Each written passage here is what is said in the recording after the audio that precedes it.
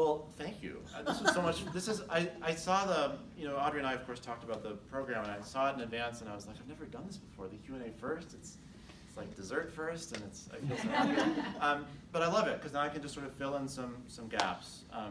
I do want to seriously thank you, and to thank the Indivisible movement. This has been the joy of this campaign. When people ask me, why are you running for governor of Illinois right now? Like, yes, there's many billionaires running. There's a really surprising number of nephews of presidents running. And then there's little old Daniel. Why are you doing this? And the answer, of course, a lot of it was in the answer to the question of what's my passion, but the rest of it is sitting in this room, because there's not enough for me to be passionate about transforming our economy. Our economy is the way it is because we have a lot of powerful interests that have benefited from it for a very long time. And the question is, do we have the tools to do something about it? And the incredible profusion of new activist communities that have arisen around this state and around this country, I think, create a different kind of political moment and a different kind of political opportunity than we have ever seen before. So I do want to thank you for the activism that you're involved in and for the commitment that you have. I'll say just a little bit just about myself personally. Like I said, I have these two children, Elliot and Theodore, who are 9 and 7. They're in 4th and 2nd grade. We live in Evanston. My wife just finished her PhD in history at Northwestern, so a historian and a politician, it's like every other family, right? But none of this was really the plan. I used to teach math. I taught math at the University of Chicago, and that was my dream job. But I saw that we had a present lying to us. I saw that we had a nation spinning out of control. I saw that we had a movement growing to do something about it, and I just felt that I had to do something about that, and so I started showing up and grabbed clipboards and knocked on doors and saw that you could make movements that could fundamentally drive social change, and I just felt like that's what I had to be doing. And of course, that president's name was George W. Bush. And those problems were so quaint by comparison to what we're dealing with now. But it taught me about the power of movements, and it taught me about the power of people coming together. So that's eventually why I ran for the legislature. I lost my first race, by the way. I lost in 2008. Found myself in that amazing sector of the economy, which is unemployed idiots who left promising careers to lose elections and are married to graduate students and have 4.5-month-old children at home. If any of you are giving career advice to anyone, I would recommend not that. But I was lucky enough to have another chance. I was incredibly blessed, incredibly fortunate, and had another chance. And I've been in the legislature now since the beginning of 2011, and I've seen a lot, and hopefully you've heard some about some of my accomplishments, and I've learned a lot about how things can be made to work, and yet about how they most often don't work, and about what things most need to change. And I think I have a really good instinct based upon the time that I've put in and the successes and failures that I've had about what can we accomplish and what can we do right now, and what do we need to do that we can't quite do, but if we fight hard enough together over the course of 6 months, then it will be possible within the next year.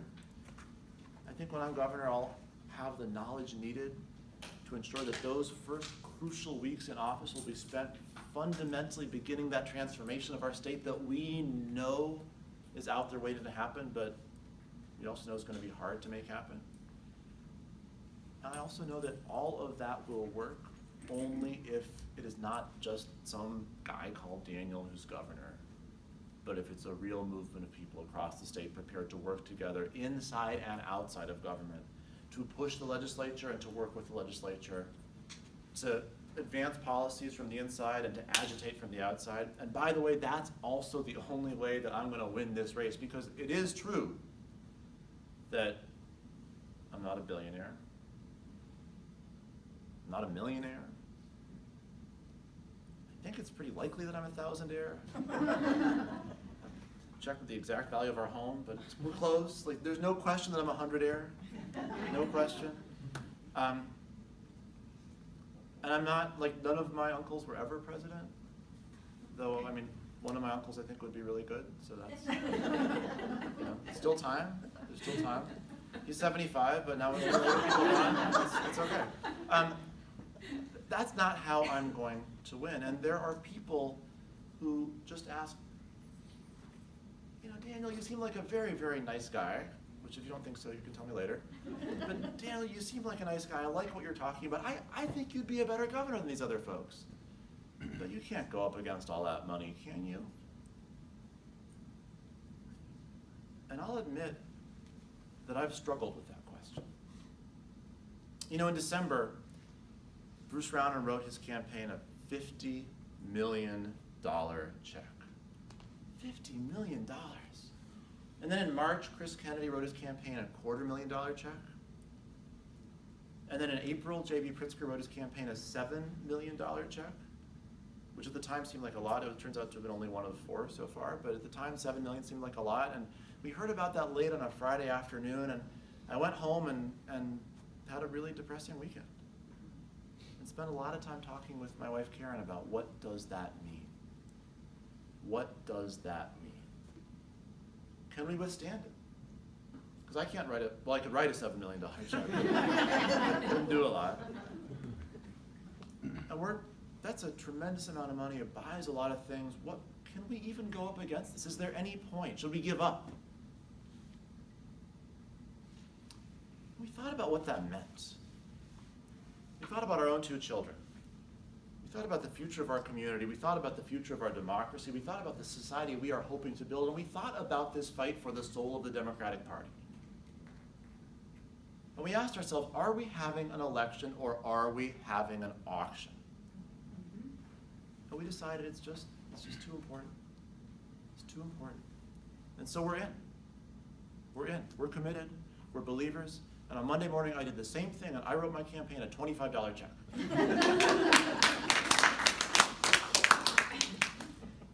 don't know why that's funny. It was a hard choice, but we're believers.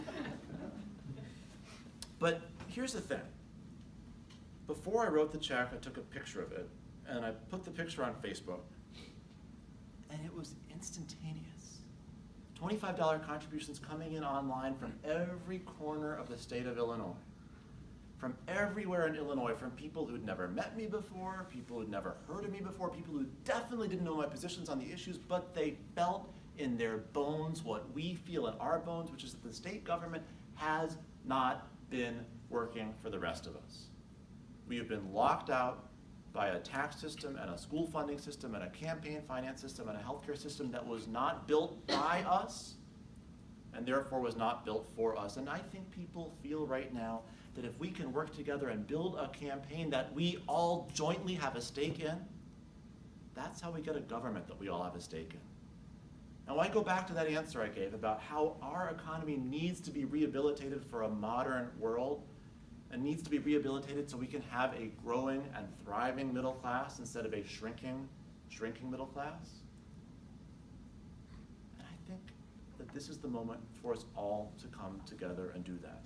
For us all to come together and say enough, enough, enough. Every single day I read another article in a national or international publication about how politics in Illinois has become a game for billionaires. And if we think that's okay, we can walk away and allow that to happen. But if we think that it's time to build a Democratic Party that works for the rest of us, this is our moment, and I'm here to ask you to join in that effort. Thank you very much.